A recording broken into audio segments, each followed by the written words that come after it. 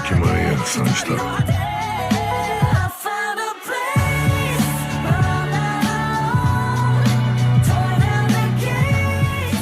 You know, we could always just make our home, our own country. It's the only choice we got. Our only way forward is to make a place for ourselves. That settles it, Makoto. If this country won't accept us, we'll carve out our own right from underneath it. Wow. 3 incredible showcases. Looks like we're finally wrapped up. Let me go ahead and finish working on this video. What? A Nintendo showcase?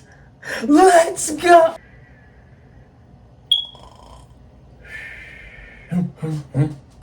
Oh my gosh, bro. This shit was ass, bro. I'm not gonna lie. I'm turning this whole stream off. So long, America! This is my home, and nothing's gonna change that!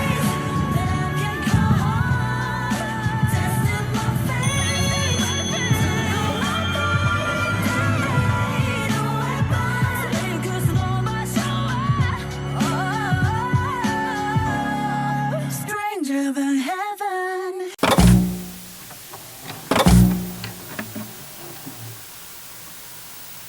Gamers, we have finally just wrapped up one of the greatest showcase weeks of the decade. And even though this is a big win for all gamers, we all know who was the best. Give it up for Summer Games Fest. Thank you so much, Jeff. Thank you so much. Even though my 2 most anticipated games were in the PlayStation and Xbox showcase respectively, Summer Games Fest just had the most variety when it comes to hype. It's just really crazy how all 4 showcases showed out. Well, I'm gonna say 3.5. Nintendo pulled through at the very end, but we're not gonna lie, most of that Nintendo showcase was ass. I'm gonna rant real quick. Switch Sports 2, what are we doing? Thumb wrestling, flying a plane. Flying a plane is not a sport. We have been waiting so long for this game, bro. I just don't believe it. I still don't think it's real. The blood effects, the slashing, my girl Jean popping through. Hopefully we get some more X-Men. I'm looking for Beast, looking for Morph, maybe something like that. I'm not sure exactly how I feel about the regeneration system. There has to be more limits to it. I think we just need more. The game comes out sometime in September. We need like a full gameplay walkthrough, maybe like the first hour of footage, something like that. We really need that because the gameplay looks very fun, but it also doesn't look difficult enough. I need the game to just be harder. You know, it doesn't have to be like a Souls-like, but I just need a little bit more difficulty from it. And the regeneration system is what's leading me to think that it's going to be a little bit too easy. So I just need to see more from the game, but I am really excited for Wolverine. The Cuphead sequel. I'm so excited to see what they do with this game. I know they have the 8-bit game coming out, and I can't wait to see where that one goes, but I'm still mostly excited for the sequel to Cuphead. I wonder if it's just going to be basically the same thing as Cuphead 1, but just more bosses and stuff like that, or could they go a whole new direction with it? Is the art style going to slightly change? Maybe it'll evolve a little bit. I wonder if there are going to be any new gameplay mechanics, like how they switch things up with the Chalice DLC. I wonder if we'll get some more new stuff like that. Now, I have never played a Fable, but the more I see of this new one, it just looks so good. Not even just the gameplay and the combat, but the mechanics of how the world works. I'm really interested in the social aspect of the game and how your choices are really affecting every individual NPC. I need to do more research on the game and the series as a whole, but I'm actually really excited for the new Fable game. But that new Sand game that just came out, it looks so fun. Unfortunately, I don't have a PC that can actually run the game, but please come to console. Please, Sand. That game looks so cool. You build a giant walking mech until you fight giant robots to also go fight other people's giant mechs, and you can hop off of the mech and fight with guns. That looks so cool. Kingdom Hearts 4. We got a new look. It's still in the same city area. Can I be honest with y'all? I'm excited for Kingdom Hearts 4. I really am. But man, they've shown us so little, and it's like the stuff they have shown us, it doesn't look that good. It doesn't look that good. I'm sorry. My first big complaint is I don't like Sora's design. I'm being honest. He looks too Final Fantasy. The good thing about Sora and the good thing about Kingdom Hearts, it's supposed to be a mix of Final Fantasy and Disney. And Sora was the best way to show that. He looked like a Disney character while also looking like a Final Fantasy character. And even as his fits evolved and he got older, he was still able to maintain that.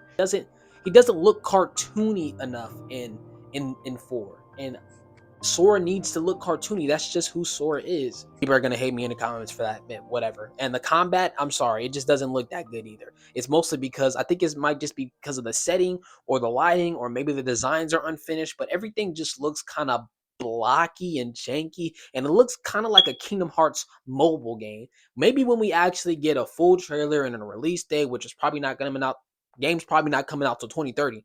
But maybe when we get more stuff like that, then I'll be more interested. I'm sorry, guys. Everything that Kingdom Hearts 4 has shown us so far, I'm not interested. You know what 4 I am interested in, though? Persona! Persona 4 Revival, it should have been called Rewind, looks really good. I like the new designs. I'm not sure how I feel about the new voice actors. Mostly Teddy. Teddy's voice is just so iconic. It's hard to imagine Teddy's voice sounding like anything else, so that's gonna take a minute to get used to. But everybody else voice actor looks good. All the new character designs, new POVs look great. I love the way that the palaces look. The combat looks good. I'm also very interested to see the new combat mechanics they have in the game. We can't mention Persona without talking about that Persona 6. Oh my gosh.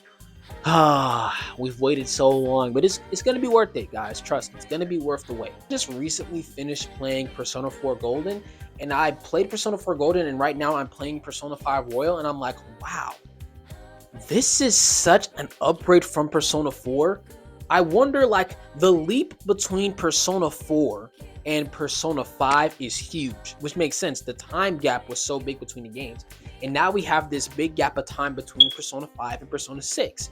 So I'm like, the evolution in Persona 6 must be beautiful. Like the stuff that we've been seeing in the remake of Persona 3 and Persona 4, that's not Atlus doing a Persona game at their fullest capabilities, because they're still, I wouldn't say being hindered, but they're still trying to make the game like the original. They don't want to change too much. We saw in the trailer that they are in a cemetery and they went up to the gravestone, and it looks like the gravestone itself is going to be how they enter the Shadow World. My idea is that the game is going to take place in a small town, and the main group of characters are going to be exorcists or paranormal investigators. My idea for the story is that some big tragedy happened a long time ago in the town, which left a bunch of people dead. Maybe some of the people who died are related to the main characters, but the people who died in that accident are now haunting the town, and now the main characters have to put their spirits to rest. I might make a whole video talking about my concept for Persona 6, but that'll come out later. And some games I'm looking forward to, but I'm not actually going to play probably, is Until Dawn 2 and The Wolf Among Us 2. Mostly because I cannot wait for Berlizzi to play both of these games, honestly. Berlizzi has failed twice in the Until Dawn series, and he was the first person I watched play Wolf Among Us, so I'm really excited to see him get into these games. Oh my gosh. This one is just one of my most anticipated games. Teenage Mutant Ninja Turtles The Last Ronin? I read the comic when it first came out and absolutely loved it. And this game was announced a long time ago, and I thought it was canceled. I was not expecting to see this at Summer Games Fest at all. The last time I checked up on the game, it got completely canceled because something happened to the studio. So when I saw it at Summer Games Fest, I almost busted a nut. And it's being made by Platinum Games. Oh my gosh, I know they're gonna cook so heavy with the concept. I'm so excited for The Last Ronin. The Attack on Titan 3 game I'm very excited for. I never played the original 2, but I've seen the gameplay and it looks pretty fun. And the game is being made by the same people who make One Piece Pirate Warriors, so I already trust the developers. I just really hope they bring back the online mode and it's actually good this time. And the final game that I am excited for that was announced at these showcases, obviously, God of War Lao Fei. I am a huge God of War fan, and this game looks spectacular, and I'm really excited for this game. The combat looks great, but I'm so excited for lore reasons. Laufey taking place in a realm where the gods died, which ties into previous games because this was what Odin was looking for during Ragnarok. He wanted to find out, hey, where do the gods go after they die? But I guess we know now, which I'm very interested in this because there are dead gods there. How did those gods die? We see the first two that we meet are gods of war. Now, I feel like this is going to tie into future games because we always wanted Kratos to come to these other pantheons and maybe he fights some gods there, maybe he kills them, stuff like that. But some of these gods are already dead, which makes me think, what if every pantheon is supposed to have a god killer in it? In the Greek pantheon, we had Kratos. In the Norse one, even though Kratos was the main one killing the gods, it was probably the god killer of the Norse mythology is probably Loki. It only makes sense because he was the person in all the tapestries and basically the whole prophecy was based around him. So what if by the end of God of War Laufey, we found out that there are other god killers in these other pantheons, such as the Egyptian and Buddhist pantheon, and we find out that Kratos is going to have to eventually face these people? Which I think that would be a great character arc for Kratos, to be able to, like, he sees somebody doing exactly what he did based off anger, and he has to show them, hey, that's not right. That, man, W character development. But these were some amazing showcases. Peak Gaming has returned, people. I'm so excited for everything we are getting in the future. My wallet will not be able to stand it. But thank you guys so much for watching. I hope you enjoyed the video. Let me know down in the comments what game that was shown at these showcases that you enjoyed the most. Now make sure to like, share, subscribe, and most importantly, don't forget to tell your mother that you love her. I'm gonna see you guys later. Vroom, shambles.